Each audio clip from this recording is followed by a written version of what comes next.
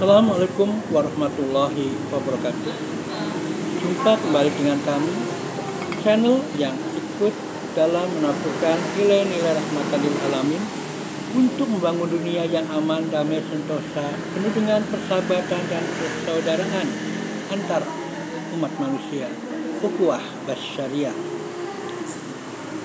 Saudara, bagi Anda yang belum subscribe, klik like and share agar manfaat dari konten ini dapat tersebar lebih luas. Klik tanda lonceng agar Anda mendapatkan notifikasi setiap kami mengupload video baru. Bagaimana di malam Senin ini, saudara sekalian? Kita akan ngobrol serius tapi santai, obrolan sersang, bukan obrolan jenderal. Nah, tentang Hari Kebangkitan Nasional besok pagi 20 Mei 2024. Kita tentu memahami Hari Kebangkitan itu adalah hari di mana kita sebagai bangsa sadar bahwa kita harus berjuang untuk kemerdekaan bangsa Indonesia dengan kekuatan yang menyeluruh. Artinya tidak terpecah-pecah. Oleh karena itu, kebangkitan nasional digunakan dengan atau menggunakan hari kelahiran organisasi pemuda yang disebut sebagai Budi Utomo. Nah, spirit kebangkitan harus kita lanjutkan terus-menerus, apalagi dalam konteks kekinian di mana Indonesia terjebak pada permainan-permainan politik yang lebih mengutamakan kepentingan golongannya. Dalam istilah kekinian, bahwa Indonesia terjebak pada oligarki, 9 naga, dan sejenisnya. Oleh karena itu, Hari Kebangkitan kali ini mestinya adalah hari kebangkitan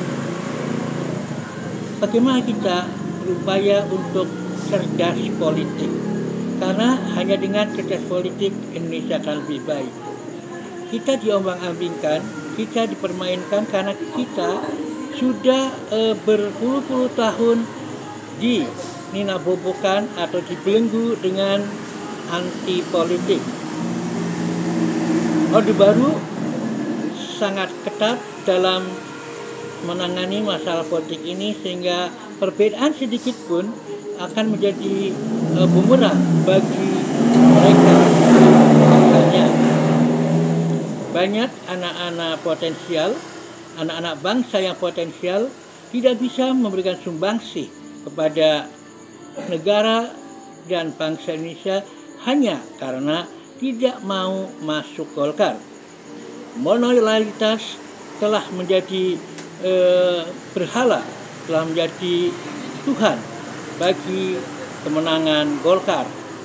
Dan selama Orde Baru hanya orang-orang yang ABS, asal bapak senang, yang direkrut, sehingga sistem pendidikan pun dikelola dengan sistem menara gading. Banyak para mahasiswa yang sudah bergerak sejak Orde Baru muncul di tahun 1974. Mahasiswa PII, kami KAPI terus bergerak atas desakan apa yang disebut sebagai undang-undang perkawinan. Undang-undang perkawinan yang kemudian melahirkan perkawinan campuran antar agama.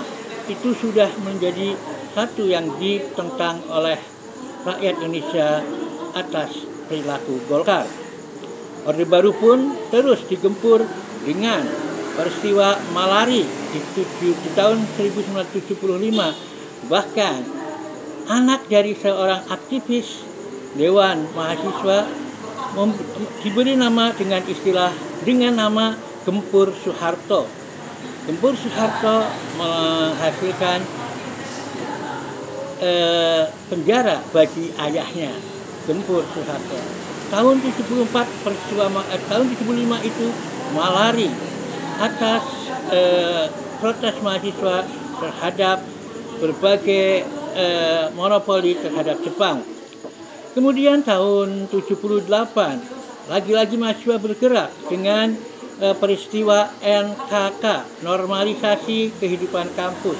Normalisasi kehidupan kampus ini sangat berbahaya bagi masa depan bangsa karena mahasiswa hanya disibukkan dengan SKS, sistem kredit semester. SKS ini membuat mahasiswa tidak bisa mengembangkan potensi dirinya sebagai calon pemimpin masa depan. NKK telah melahirkan banyak korban yang jatuhan di kalangan mahasiswa, dan kakak-kakak kelas kita di Yogyakarta telah memberikan pelajaran terbaik dan menunjukkan bukti-bukti serangan itu yang terdapat di gelanggang mahasiswa UGM. Peluru bekas tembakan itu terpang-pang di sana. Tahun 78 NKK dengan Daud Yusuf juga disertai dengan apa yang sangat melukai rakyat atau umat Islam, karena pada tahun 78 juga melalui TAP MPR 2-nya ditentukan dengan aliran kepercayaan P4, dan aliran kepercayaannya menjadi satu hal yang harus diperjuangkan rakyat atau umat Islam agar tidak mendegradasi nilai-nilai tauhidnya. Baru 78 tahun 80-an 84 peristiwa Tanjung Priok begitu mencekam. Para pemprotesnya termasuk kami ditahan, dan catatan di Yogyakarta ini di fakultas kami 2 orang ketua komisiatnya mendapatkan ganjaran 1 tahun hanya karena menyebarkan protes ingin tahu berapa jumlah korban semestinya. Tahun 78, 84, kemudian pertengahan tahun 80-an muncul apa yang disebut sebagai azas tunggal. Semua yang tidak mau dengan azas tunggal diberangus, dan muncullah gerakan yang disebut sebagai HMI, Majelis Penyelamat Organisasi, HMI MPO, yang diarankan tokohnya adalah Anies Baswedan. Saudara sekalian, tahun 80, 85 itu pun mulai muncul gerakan-gerakan anti Orba dengan berbagai kritik melalui seni dan peran, termasuk juga puisi. Balerung UGM menerbitkan puisi sosial kemahasiswaan di tahun 87, dan juga Teater Salahuddin mementaskan lakon Dajjal yang bercerita tentang antek-antek Orba dengan segala arogansinya. Kemudian melanjut ke 90 dan akhirnya berakhir di 98 dengan reformasi. Jadi kesadaran politik mahasiswa yang dulu ada nampaknya tidak berlangsung di era reformasi ini. Banyak yang terjebak sehingga apa yang terjadi pada koalisi Prabowo, koalisi 02 tidak ditengarai sebagai koalisi Orba Reconnection. Dan padahal kami sudah menyampaikan bahwa kalau Prabowo mau menang tentu saja harus dengan Orba Reconnection, karena faktanya kemudian dengan kumpulnya Airlangga Hartarto, anak Kroni Soeharto, yakni Menteri Perindustrian Hartarto, kumpulnya dengan Yusril Ishak Mahendra sebagai penulis pidato dari Soeharto, juga Wiranto, SBY dan sebagainya, menjadikan Orba Reconnection kuat, dan nyatanya memang menang. Dan itu jarang yang menengarai akan hal itu. Tapi kami sudah menyampaikan pandangannya sejak awal, dan cara-cara